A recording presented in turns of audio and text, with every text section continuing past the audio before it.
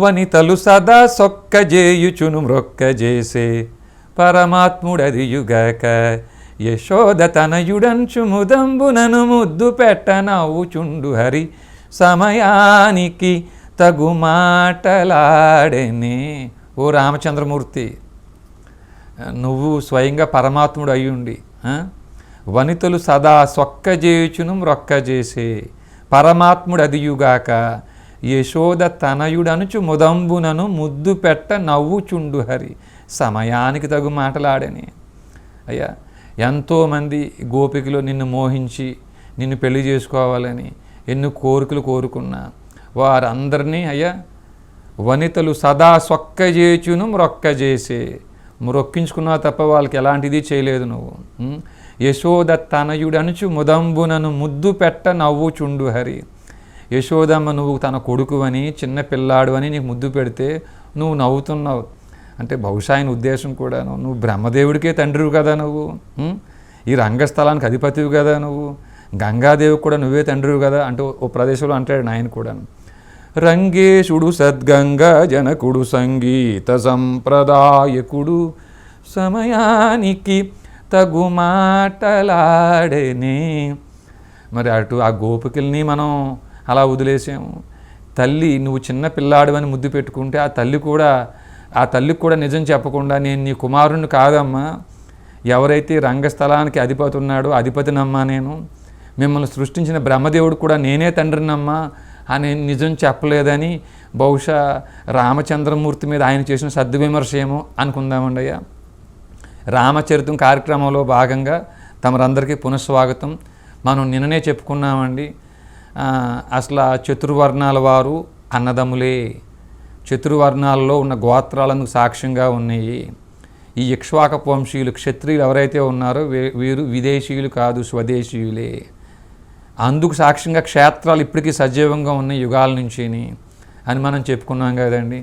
అట్లానే ఈ యొక్క భూమి 4 దిక్కులకు సీతమ్మ అన్వేషణకై సుగ్రీవులు వారు పంపినప్పుడు, అయ్యా దక్షిణం వైపు వెళ్తున్నారండి మీరు అంగద హనుమాదుల్లారా, ఈ దక్షిణం వైపు నలువైపులా దేశాల పేర్లు చెబుతూ అయ్యా ఈ కళింగ, పుండ్ర, పులంది, ఆంధ్ర, మలయాళ దేశాల్లో వెతకండి అని సుమారు 16 దేశాల పేర్లు చెప్పారనుకోండి. ఆయన వెతకండి అని పంపించినప్పుడు దక్షిణం వైపుకు వచ్చినప్పుడు మాత్రమే ఈ అంగద హనుమాదుల వారు సైన్యంతో కలిపి ఒక బిలము లోపలికి వెళ్ళినప్పుడు బయటకు వచ్చే సమయానికే, అంటే వెళ్ళారు లోపల నుంచి మళ్ళీ అక్కడ ఏదో మాట్లాడారు వచ్చారు, ఈ సమయానికే వారు సీతమ్మని వెతకడం కోసం తీసుకున్న నెల రోజులు గడువు పూర్తి అయిపోయిందటండి.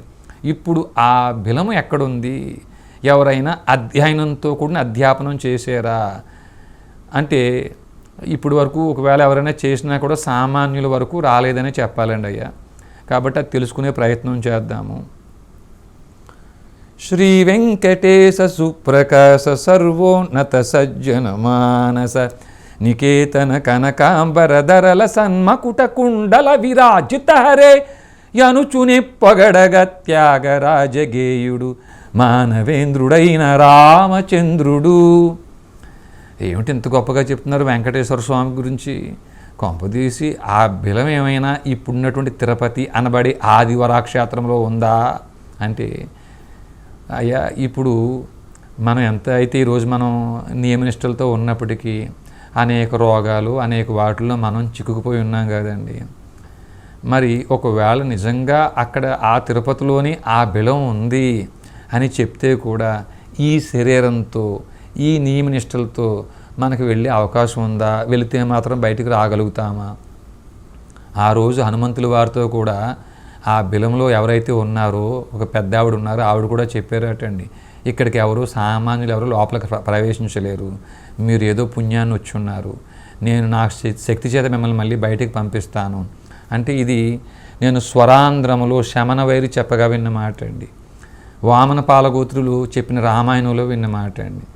అయ్యా ఒకవేళ వాల్మీకి రామాయణంలో 2 పదాలు అటు ఇటు ఉండొచ్చండి. ఏది ఏమైనప్పటికీ ఇప్పుడు ఆ బిలము తిరుపతిలోనే ఉందా, తిరుపతిలోనే ఉంది అని ఈ పెద్దలు చెబుతున్న మాట అండి. త్యాగరాజ స్వామి వారు లాంటి వారు చెబుతున్న మాట, ఆ బిలం తిరుపతిలోనే ఉంది. అదే వైకుంఠానికి దారి, ఆ దారిలోనే వీరు హనుమంతుల వారు అప్పుడు వెళుతూనే మధ్యలో ఇరుక్కున్నారు. ఆ దారికి ఇంకా లోపల ఎంతో ప్రయాణం చేయాలి అయ్యా. కానీ హనుమంతుల వారు సాక్షాత్తు ఆయన శివాంశులు కాబట్టి అక్కడి దాకా వెళ్ళగలిగారు, వాళ్ళు మనుషులు వెళ్ళలేరు అక్కడికి అని చెప్పేసి గొప్పగా చెప్తూ, మనకి ఎవరైతే వామన పాలగోత్రులు రామాయణం చెప్తున్నప్పుడు విన్నాను నేను. అందుకు సాక్ష్యంగా ఈ శమన వైరి ఈ స్వరాంధ్రంలో నిక్షిప్తపరిచిన వాటి ద్వారా కూడా సాక్ష్యాలు ఉండగా తమరు ముందుంచే ప్రయత్నం చేస్తున్నామండి. మరి ఈరోజు ఈ కార్యక్రమానికి మనం వీడుకోలు పలుకుతూ రేపు మనం ఇంకొకసారి కలుసుకుందామండి అయ్యా. తమరందరికీ నమస్కారం. నేను మీ వీర రాఘవరెడ్డి.